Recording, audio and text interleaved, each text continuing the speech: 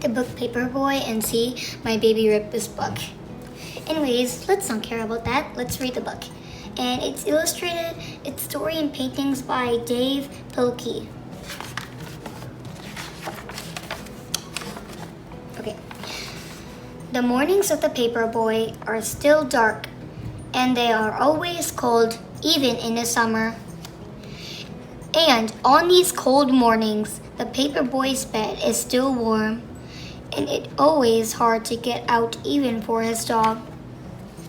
But they do.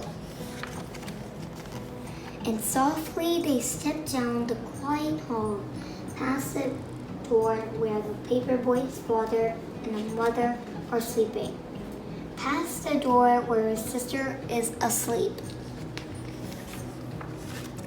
and down to the kitchen where they eat from their bowls, and out to the garage where they quickly fold their papers, snapping on green rubber bands and placing them in a large red bag. It's hard to ride a bike when you are loaded down with newspapers, but the Paperboy has learned how to do this, and he is good at it. The Paperboy knows his route by heart, so he doesn't ever think about which house to pedal to. Instead, he is thinking about other things, big things and small things, and sometimes he is thinking about nothing at all. His dog too knows his route by his heart. He knows which trees are for snipping.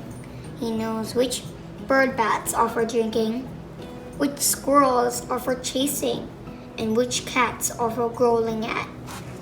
Here's a cat and here's a squirrel. All the world is asleep except for the Paperboy and his dog.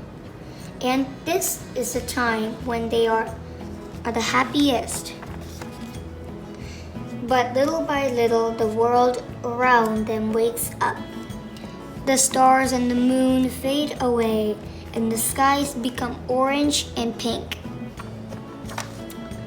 And when the Paperboy has delivered his last newspaper, he and his dog race home, and his empty red bag flaps him behind in the cold morning air. Soon they are back home. It is still dark inside, but the sounds of the morning are all around. His father and mother are awake and talking softly in their bed, and his sister is downstairs watching Saturday morning cartoons. And back inside in his own room, the Paperboy pulls down his shade and crawls back into his bed, which is still warm. And while all of the world is waking up, the Paperboy is going back to sleep, and his dog is sleeping too. Their work is done. And now is the time for dreaming. Like, dreaming means if you want to fly over the world.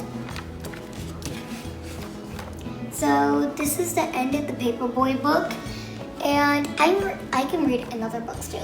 And this is the first Paperboy book. We're finished with it, and I hope if you're growing up, and if you are a Paperboy, if you grow up, you still know the route by your heart, even which sidekick you want.